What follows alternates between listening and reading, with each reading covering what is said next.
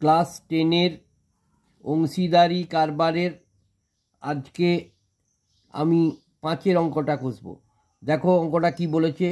দীপু, রাবেয়া ও মেঘা যথাক্রমে 6,500 টাকা, 5,200 টাকা ও 9,100 টাকা মূলধন নিয়ে একটি ছোট্ট ব্যবসা শুরু করলো ও ঠিক করলো এক বছর পরে 14,400 টাকা লাভ হলো। ওই লাভের 2/3 অংশ তারা সমানভাবে এবং বাকি অংশ মূলধনের অনুপাতে ভাগ করে নিলে কে কত টাকা লভ্যাংশ পাবে নির্ণয় করি। তাহলে দেখো 3জন লোক কে দীপু, রাবেয়া ও মেঘা। 6,500 টাকা, 5,200 টাকা, 9,100 টাকা মূলধন। তাহলে প্রথমে আমাকে করতে হবে কি, দীপু, রাবেয়া ও মেঘার মূলধনের অনুপাতটা বের করতে হবে। অনুপাতটা বের করে নেওয়ার পর অনুপাতটাকে ছোট করে নেব। তারপরে কি হলো, তারপরে তার বছরের শেষে ঠিক করলো যে মোট লাভের এক বছরের শেষে যে লাভটা হবে তার 2/3 অংশ। তাহলে যে লাভটা, সেই লাভটা গণিত 2/3 অংশ যে টাকাটা হবে সেই টাকাটা সমান ভাগে মানে 3 ভাগে ভাগ হয়ে যাবে। যে বাকি টাকা যেটা ওই টাকাটা দিয়ে বাকি যে টাকাটা পড়ে থাকবে সেটা মূলধনের অনুপাতে ভাগ করে নিতে হবে। এবং শেষে কি হবে, ওই মূলধনের অনুপাতে যতটা পেলো আর ওই 3 ভাগে ভাগ করার জন্য যতটা পেলো এক একজনের ভাগ যোগ করে নিলেই হয়ে গেল। ঠিক আছে, দেখো কেমনভাবে করছি। তাহলে প্রথমে লিখি কি, অংশীদারি কারবারে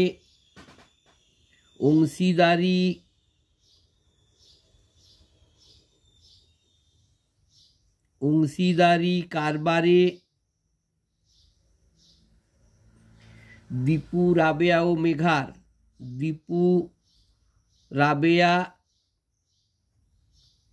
ও মেঘার মূলধনের অনুপাত সমান দেখো 6,500 ইজটু 5,200 ইজটু 9,100। দেখো এর দুটো শূন্য, এর দুটো শূন্য, এর দুটো শূন্য করে দিলাম, 13 দিয়ে ভাগ করছি। 5 13 65, অনুপাতটা ছোট করে দিচ্ছি। 4 13 52, 7 13 91। তার অনুপাতটা দাঁড়িয়ে গেল 5:4:7। বছরের শেষে মোট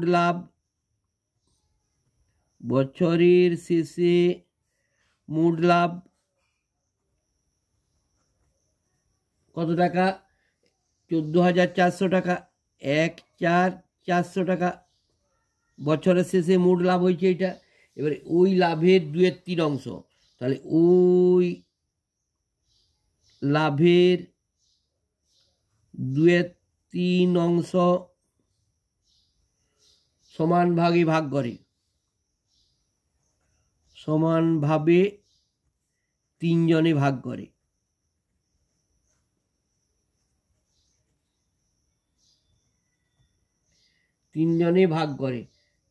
ভাগ করলে লিখে দাও, ভাগ করলে প্রত্যেকে পায়। তাহলে 14,400 টাকা 2/3 অংশ মানে কত, 14,400 গুণিত 2/3। 3কে এটা দিয়ে কাটলাম, দেখো কত হচ্ছে, 4,800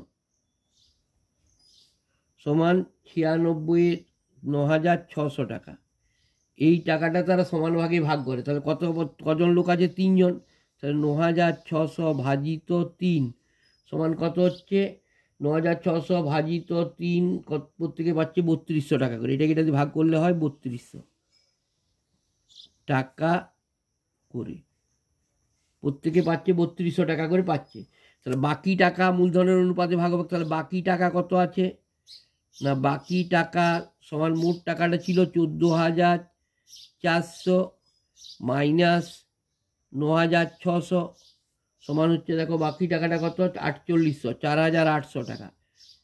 4,800 টাকা মূলধনের অনুপাতে ভাগ করে,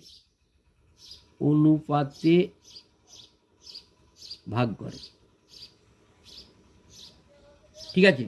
এবার দেখো অনুপাতে ভাগ করলে কি হচ্ছে, 4,800 টাকা লাভের মধ্যে দীপুর লভ্যাংশ কত, তাহলে 4,800 টাকা 4,800 টাকা লাভের মধ্যে দীপুর লভ্যাংশ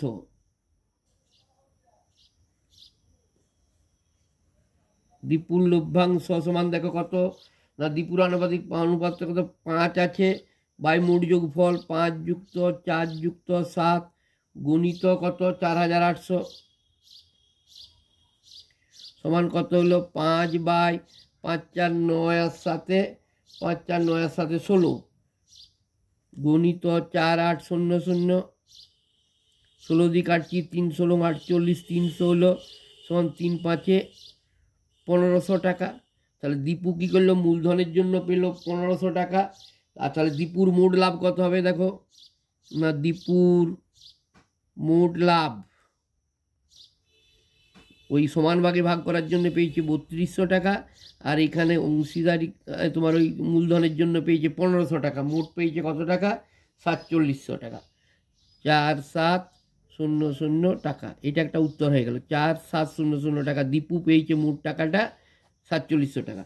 ঠিক আছে, এবার দীপুর মোট লাভ হয়ে গেল। এবার 4800 টাকা লাভের মধ্যে রাবেয়ার লাভ 4800 টাকা লাভের মধ্যে রাবেয়ার লাভ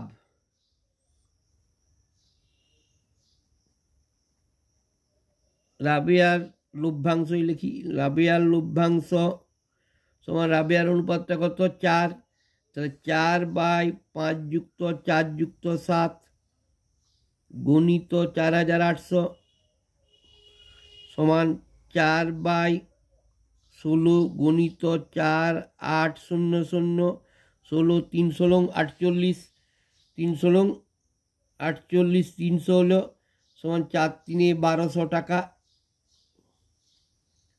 টাকা। অতএব রাবেয়ার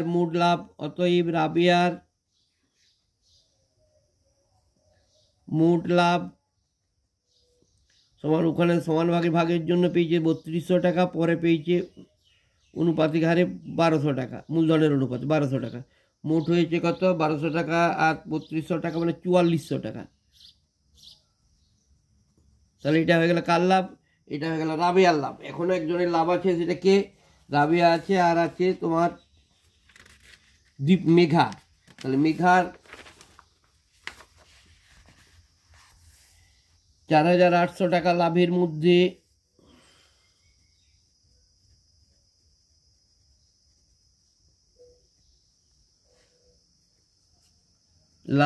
মধ্যে মেঘার লভ্যাংশ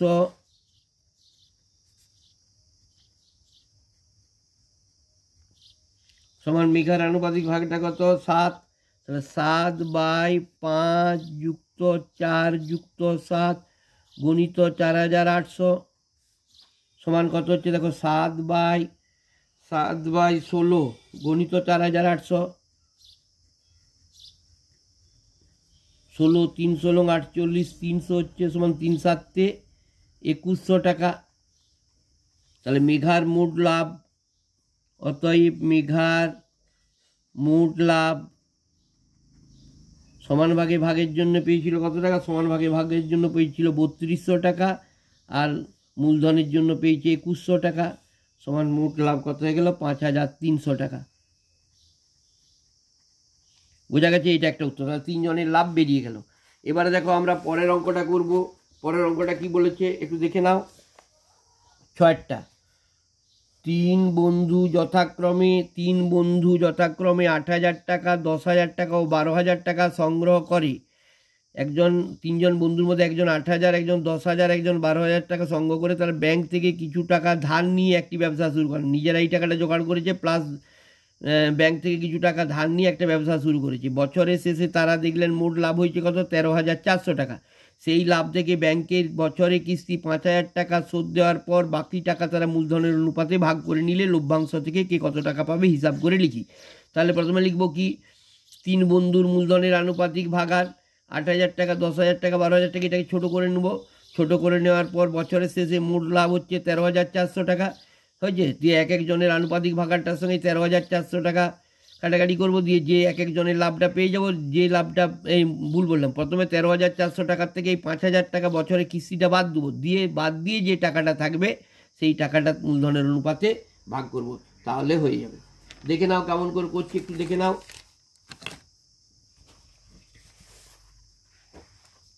কত অঙ্কটা? 6টা। তাহলে অংশীদারি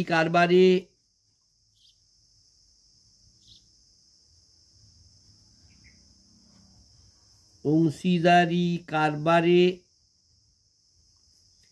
তিন বন্ধুর মূলধনের অনুপাত। তিন বন্ধুর মূলধনের অনুপাত সমান 8,000 = 10,000 = 12,000 হয়েছে। 8,000, 10,000, 12,000। দেখো সমান ছোট করে দিচ্ছি, এর 3টে শূন্য কেটে দিলাম, এরও 3টে শূন্য কেটে দিলাম, এরও 3টে শূন্য কেটে দিলাম। 2 দিয়ে ভাগ করি, 2 4 8, অনুপাতটা ছোট করে দিচ্ছি, 2 5 10, 2 6 12, অর্থাৎ 4:5:6। ঠিক আছে। এবার বছরের শেষে মোট লাভ কত? দেখো বছরের শেষে মোট লাভ সমান কত টাকা? 13,400 টাকা। এবার এই টাকাটার থেকে ব্যাংকের কিস্তি দেওয়ার পর ওইটা থেকে ব্যাংকের কিস্তি দিয়েছে, ব্যাংকের কিস্তি শোধ করার পর লাভ, ওই মোট লাভটা থেকে ব্যাংকের কিস্তি দিয়ে দিয়েছে 13,400 মাইনাস ব্যাংকের কিস্তি দিয়েছে কত? 5,000 টাকা। তখন 13,400 মাইনাস 5,000 সমান 8,400 টাকা। এই 8,400 টাকা তাদের কী হবে? মূলধনের অনুপাতে ভাগ হবে। এই 8,400 টাকা তিন বন্ধুর মধ্যে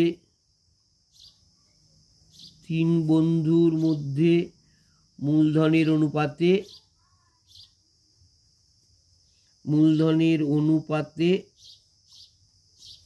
ভাগ হবে।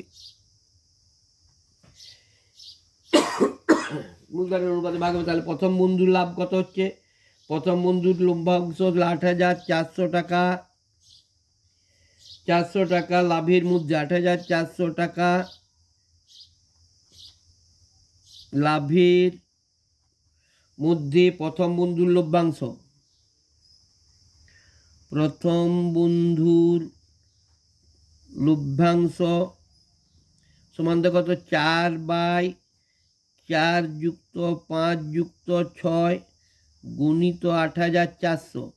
দেখো কত বন্ধুর লভ্যাংশ কত দাঁড়ায়? 4/6 4 10 আর 5 15 গুণিত 8,400। ঠিক আছে, 15কে এটা দিয়ে ভাগ করলাম, কত পেলাম? 560। 5 6 0 সমান কত? 4 0 0 4 6 24 4, হাতে রইল 2, 4 5 20 আর 2 2240 টাকা। তাহলে প্রথম বন্ধু পেল কত টাকা লাভ? 2240 টাকা। এবার দ্বিতীয় বন্ধুর লাভ দেখো কত? দ্বিতীয় বন্ধুর লভ্যাংশ বা লাভ, যা ইচ্ছা করতে পারো, লভ্যাংশ সমান দ্বিতীয় বন্ধুর আনুপাতিক ভাগারটা কত? 5 আছে, তাহলে 5/4 + 5 + 6 গুণিত 8,400 সমান 5/15 গুণিত 8,400। 15কে এটা দিয়ে কাটলাম, কত হলো? এটাকে ভাগ করলে 560। 560কে 5 দিয়ে গুণ, 560কে 5 দিয়ে গুণ করলে আমি কত পাচ্ছি? 8,800 টাকা। 2,800 টাকা। এটা দ্বিতীয় বন্ধুর লভ্যাংশ হয়ে গেল। আর তৃতীয় বন্ধুর লভ্যাংশ কত? না, তৃতীয় বন্ধুর লভ্যাংশ সমান তৃতীয় বন্ধুর আনুপাতিক ভাগার 6/4 + 5 + 6, 6/4 + 5 + 6 গুণিত 8,400 সমান কত 6/15 গুণিত 8,400, এটা কাটলে কত হচ্ছে 560। 560কে 6 দিয়ে গুণ করলে কত হচ্ছে 560কে 6 দিয়ে গুণ করলে হচ্ছে 3360 টাকা। তাহলে আমাকে বলেছে বছরের শেষে কে কত টাকা লভ্যাংশ পাবে। তাহলে বছরের শেষে আমি দেখে নিলাম প্রথম বন্ধুর লভ্যাংশ কত হয়েছে। প্রথম বন্ধুর লভ্যাংশ হয়েছে 2240 টাকা। ঠিক আছে, প্রথম বন্ধুর লভ্যাংশ হয়েছে 2240 টাকা। দ্বিতীয় বন্ধুর লভ্যাংশ হয়েছে কত 2800 টাকা। আর তৃতীয় বন্ধুর লভ্যাংশ হয়েছে 3360 টাকা। বোঝা গেছে? তাহলে দেখো একবারে সহজভাবে বলে দিলাম। প্রথমে কি করেছি, 3 বন্ধুর যে মূলধনের অনুপাতটা বার করলাম, মূলধনের অনুপাতটা দিয়ে ছোট করে নিলাম অনুপাতটাকে, দিয়ে যেটা হলো যে বছরের শেষে মোট লাভটা থেকে ব্যাংকের কিস্তিটা যেটা দিচ্ছে 5,000 টাকা সেটা বাদ দিয়ে দিলাম, দিয়ে যে টাকাটা থাকছে সেই টাকাটা মূলধনের অনুপাতে ভাগ করে দিয়েছি। মূলধনের অনুপাতে ভাগ করে দেওয়ার নিয়ম হচ্ছে ওদের যে 4:5:6 অনুপাতটা বেরিয়েছে, তাহলে 4 যার বের করবো সেই ভাগটা উপরে চলে যাবে, মোট যোগফলটা নিচে, যে গণিত মোট লাভ, যে কাটাকাটি করে যে টাকাটা হবে সেটা হচ্ছে বছরের শেষে মোট লাভ। ঠিক আছে, বছরের শেষে প্রত্যেকে কে কত টাকা পেল সেটা বেরিয়ে গেল। ধন্যবাদ, আশা করি বুঝতে পারবে। আমি সব অঙ্ক দেবো, ভালো লাগলে লাইক দাও, কমেন্ট করো। ধন্যবাদ।